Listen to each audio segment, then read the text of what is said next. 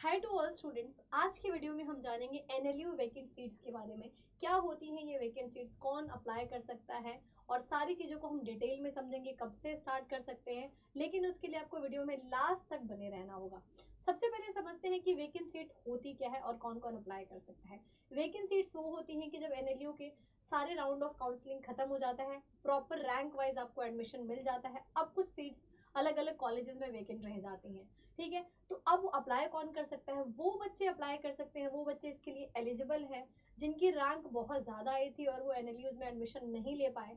तो वो बच्चे यहाँ पर आराम से अप्लाई कर सकते हैं। अगर आपने काउंसलिंग का फॉर्म फिल करा है, लास्ट थर्ड राउंड तक आपको एडमिशन नहीं मिल पाया, फिर भी आपको एक ड्रीम है, आपको चाहिए, तो कुछ ऐसे कॉलेजेस होते हैं कि बच्चे, जैसे मान लो कि एनएलसार हैदराबाद है, तो वहाँ की सीट किसी बच्चे के पास थी, उसका रैंक के हिसाब से उसको मिल रहा था वो कॉलेज, लेकिन उसने नहीं लिया, उसने कोई और कॉलेज ले लिया। कुछ ऐसे बच्चे हैं जिनके रैंक के हिसाब से उनको कॉलेज मिल रहा था बट वो ड्रॉप ले लेते हैं, इस वजह से वो सीट्स आपकी वेकेंट रह जाती हैं। तो जो बच्चा नहीं है, राउंड 3 तक उसका नहीं एडमिशन हो पा रहा है, वो इसमें अप्लाई कर सकता है। दूसरा, वो स्टूडेंट जिसकी रैंक अच्छी आई थी फिर भी वो रजिस्ट्रेशन करना ही भूल गया, तो यहाँ पर अगर आपने रजिस्ट्रेशन नहीं करा है, आपने काउंसलिंग फॉर्म नहीं फिल करा है, फिर भी आप आराम से अप्लाई कर सकते हो। रजिस्ट्रेशन फॉर्म की यहाँ पर कोई ज़रूरत नहीं है। तो ये स्टार्ट कब होगा ma'am? After round 3 of counselling, जैसे ही सारे कॉलेजेस की काउंसलिंग बंद हो जाएगी, है ना, उसके बाद ये होता है। बट लेट जून स्टार्ट होता है। कब होता है? ये स्टार्ट होता है आपका लेट जून। इसके बाद अगर बात करेंगे कि मैम क्या ये कंसोर्शियम ऑफ एनएलयू की वेबसाइट पर कुछ इसका नोटिफिकेशन आएगा, या जैसे कि ओवरऑल क्लैट का आता है फॉर्म वैसा कुछ होगा? नहीं, वैसा कुछ भी नहीं होगा।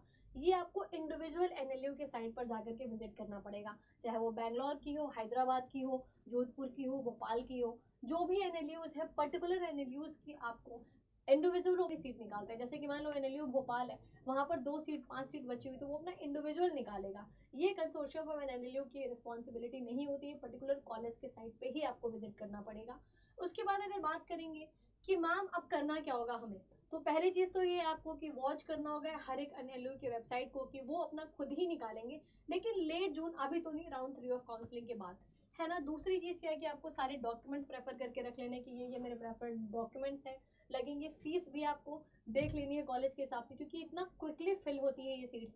सब बच्चे ड्रीम कर रहे होते हैं यार, 2-3 अगर सीट बची हुई है तो कौन चाहेगा कि मैं अभी और वेट करूँ, आराम से देख लेंगे, निकल जाएगा हाथ से। तो ये आपको बिल्कुल ध्यान रखना है ये वाला फॉर्म फिल करने के लिए। और टारगेटेड के हिसाब से आप अपना बना लो कि यार ये कॉलेजेस हैं, इसमें मुझे एडमिशन मिल जाएगा, प्रेफरेंस लिस्ट बना लो, और जैसे ही ये निकलता है तुरंत आप फॉर्म फिल कर देना। ठीक है, ये चीज़ आपको स्टार्ट करनी है। बैकअप में आपको सारी चीज़ों को रेडी करके रख लेना है, डॉक्स एंड ऑल चीज़ें।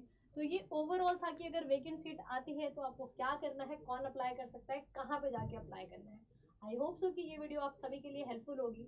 फर्दर अगर आपको कोई भी हेल्प चाहिए तो आप मेरी ईमेल आईडी पर कांटेक्ट कर सकते हैं, shubham.mishra1@the rate adda247, ये मेरा ईमेल आईडी है। और अगर किसी बच्चे को चाहता है कि उसे पेड कोर्स लेना है तो आप डेफिनेटली मेरे ईमेल आईडी पर कांटेक्ट करके पेड कोर्स के बारे में समझ सकते हैं। और कोई भी प्रॉब्लम होगी तो you can comment below and will definitely try to help you out. Thank you very much.